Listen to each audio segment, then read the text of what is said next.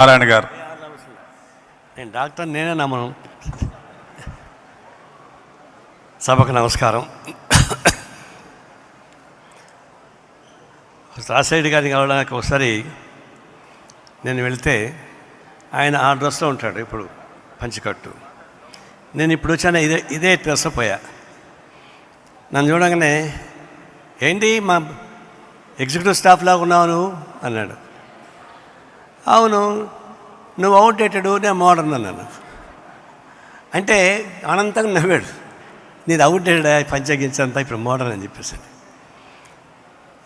ఎదురుగా అతన్ని ఆట పట్టించినా కూడా నవ్వుకుంటాడు తప్ప అంతకు మించి ఉండదు.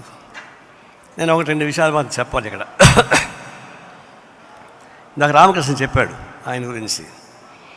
దానికి పూర్వం ఎద్దులేశ్వరరెడ్డి 4 దఫాలు కడప పార్లమెంట్ సభ్యుడిగా గెలిచాడు, స్వాతంత్ర సమరయోధుడు. ఆయన కడప గాంధీ అంటారు ఆయన్ని. ఆయన ఎప్పుడు పోటీ చేసినా రాజారెడ్డి గారు పులివెందల నుంచి ఒక జీపు, దానికి కావాల్సినటువన్నీ ఏర్పాటు చేసేవాడు. అంటే పార్టీకి అంత సన్నిహితమైనటువంటి కుటుంబం అది. తర్వాత రాజశేఖర్ గారిని రాజకీయ నాయకుడిగా చూడాలని చెప్పేసి ఆయన కోరిక. డాక్టర్ అయిన తర్వాత పెద్ద హాస్పిటల్ కట్టించాడు. నువ్వు డాక్టర్గా ఉండు అంటే రూపాయి పేషెంట్ తీసుకోవడం. ఆయన నెలకు అప్పుడే 25,000 రూపాయలు దీనికి సబ్సిడీ ఇచ్చేవాడు హాస్పిటల్కి. నాకంటే తెలుసు అంటే రాజశేఖర్ గారికి మా కమ్యూనిస్ట్ పార్టీ నాయకులు సోమిరెడ్డి, లింగమూర్తి, వీళ్ళు ముగ్గురు ఒకే ఏజ్ గ్రూప్ వాళ్ళు. నేను పోయినప్పుడు తీసుకెళ్ళి పరిచయం చేశారు. మేమంతా ఒకే గ్రూప్ వాళ్ళు, ఏజ్ గ్రూపే. ఇప్పుడు జూలైలో పుట్టాను, నేను డిసెంబర్లో పుట్టాను. రాజకీయాల్లో నేను, చంద్రబాబు నాయుడు, రాజశేఖర్ రెడ్డి ముగ్గురు కూడా సమకాలీకులమే ఏజ్ రీత్యా. అప్పటి నుంచి పరిచయం ఉంది. ఆయన ముఖ్యమంత్రి అయిన తర్వాత విశాలాంధ్రకు సంబంధించిన మేము అడిగితే ఆయన చెప్పేది ఏంటంటే, నేను ఫస్ట్ చదివిందే విశాలాంధ్ర తర్వాత మిగతా చదివాను నేను. అంటే కమ్యూనిస్ట్ పార్టీ అంటే నాకు అంత భక్తి విశ్వాసం చెప్పేసి అని చెప్పుకున్నాడు. చెప్పడం కాదు, ఆచరణలో నిరూపించాడు కూడా. దీంతో పాటు చెప్పాల్సిందంటే మీకు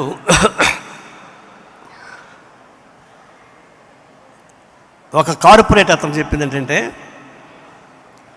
రాజశేఖర రెడ్డి మాలాంటి వాళ్ళకి ఏదైనా బాధ కలిగినా, నష్టం వచ్చినా కనిపిస్తే పిలిచి ఏదో ఇబ్బంది వచ్చిందంటే నీకు ఎట్లా ఉన్నావు అని అడిగి ఏదైనా ఉంటే సహాయం కావాలని అడిగేవాడు.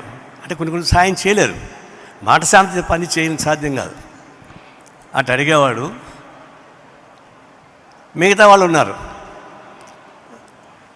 మనం బాగుంటే హాయిగా వచ్చి మాట్లాడతారు, మనం బాగలేకుండా పోతే చూసి చూడకుండా వెళ్ళిపోతుంటారు. నాకు 2 రాజకీయ నాయకులతో పరిచయం ఉంది, 2 రాజకీయ నాయకులతో అనుభవం కూడా ఉంది. అదే తిరుమల కొనకి వచ్చాడు అపోజిషన్ లీడర్గా. అప్పుడు ఆయన కుర్రాళ్ళకి ఉత్సాహం ఎక్కువ, రాజశేఖర్ చూడగానే చపాకాయలు కాల్చారు.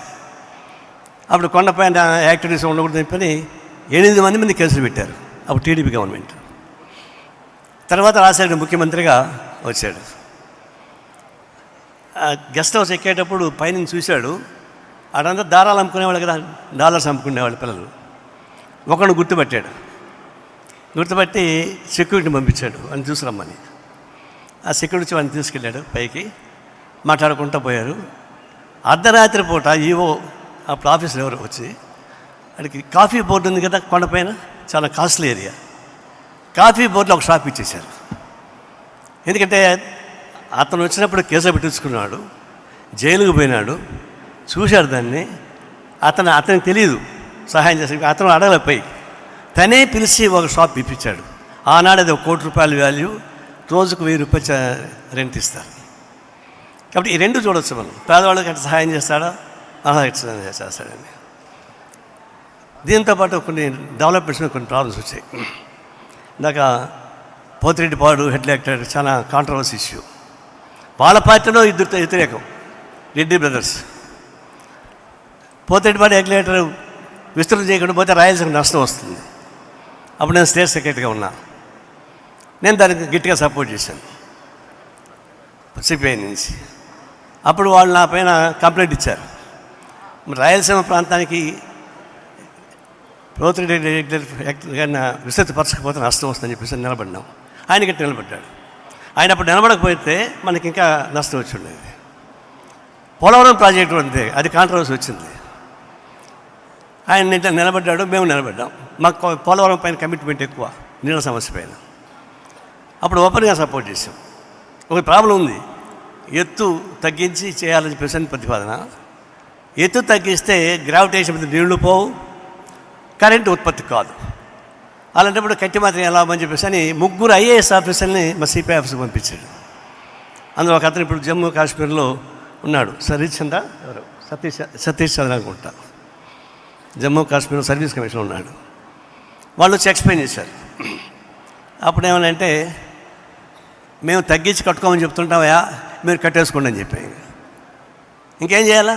ప్రాజెక్ట్ నిజంగానే ఎత్తు తగ్గిస్తే అదే పని రాదు. అది అలాంటి ఇష్యూస్ పైన, నీళ్ళ ఇష్యూస్ పైన నిలబడి ఫైట్ చేశాం. ఇప్పుడు రేవంత్ రెడ్డి రాబోతున్నాడు ముఖ్యమంత్రిగా.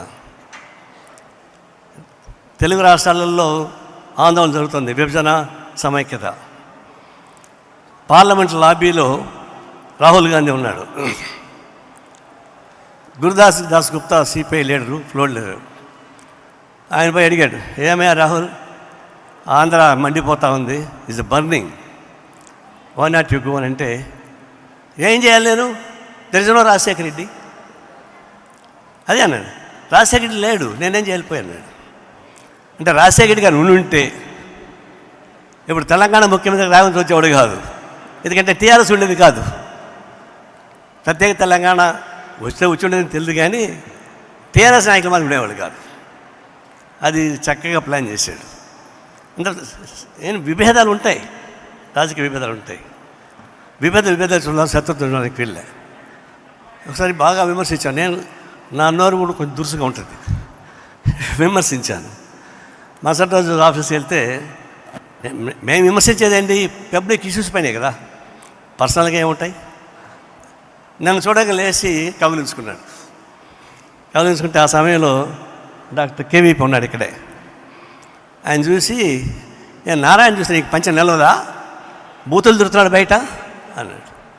అంటే ఆయన అట్లే పట్టుకొని, అవునా ఆయన కమ్యూనిస్ట్ పార్టీ నాయకుడు, నేను కాంగ్రెస్ పార్టీ ముఖ్యమంత్రిని, మనం విమర్శకు నీకు చేస్తాడా అని మీరు రాయలసీమలో ఏడాది చావడం వెళ్ళిపోయాడు. అంటే విమర్శని సద్విమర్శగా తీసుకోవడం, సబ్జెక్టులకు తీసుకోకుండా.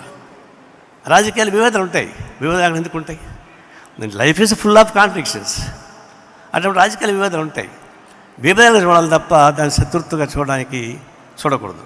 రాజకీయాలు పవిత్రమైంది, రాజకీయ వ్యవస్థ ముందుకు పోదు కదా, విభేదాలు ఉంటాయి. అందులో డెమోక్రటిక్ కాన్స్టిట్యూషన్ మంది, రాజ్యాంగాన్ని ప్రేమిస్తున్నాం, అది నడవాల్సిందే. అందుకే రాజకీయం అంత పవిత్రమైందో దానికి ఈ మానవ జన్మ ఎంత గొప్పదో దానికి సంబంధించినటువంటి వ్యవస్థ అంత గొప్పది. దాని చొక్కని రాజకీయాలు కావాల్సిందే, ఇంకో మార్గం లేదు. ఆయన నమ్మింది కాంగ్రెస్ పార్టీని, మేము నమ్మింది కమ్యూనిస్ట్ పార్టీని, తప్పేం లేదు. కానీ ఇప్పుడు ఏమవుతుంది, ఇప్పుడు ఎక్కడికి పోతే టీవీ వాళ్ళు జర్నలిస్టులు వస్తే, అయ్యా నువ్వు ఏ టీవీలో ఉన్నావు, ఈ టీవీలో ఉన్నావా, ఏబిఎన్లో ఉన్నావా, టీవీ5 ఉన్నావు అడుగుతారు. ఎందుకంటే వాళ్ళు బతిరు కోసం మారుతూ ఉంటారు.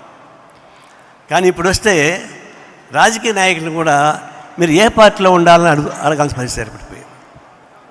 ఉండరు, పొద్దున ఒక రాజకీయ పార్టీలు ఉంటారు, మధ్యాహ్నం ఒక పార్టీలో ఉంటారు, సాయంత్రం ఒక పార్టీలో ఉంటారు.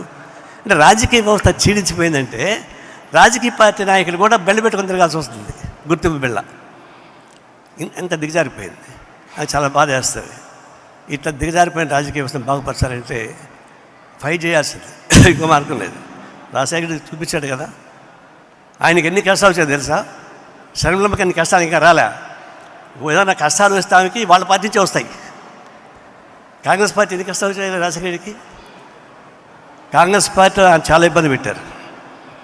కాంగ్రెస్ గవర్నమెంట్లోనే ఆయన భార్య స్టేషన్ రద్దు చేయించారు, తర్వాత కర్నూలు ఫ్యాక్టరీ రద్దు చేయించారు. కాబట్టి అంత తక్కువేం కాదు. శర్మిలమ్మ గట్టిగా ఉండు, వస్తాయి. ఆయన నిలబడ్డాడైతే ఇంటర్నల్గా ఎదుర్కొన్నాడు, బయట ఎదుర్కొన్నాడు, నిలబడ్డాడు కాబట్టి ఆయన ఇప్పుడు ఒక్క మాట చెప్పాలంటే is the Jammu of the personality in the politics.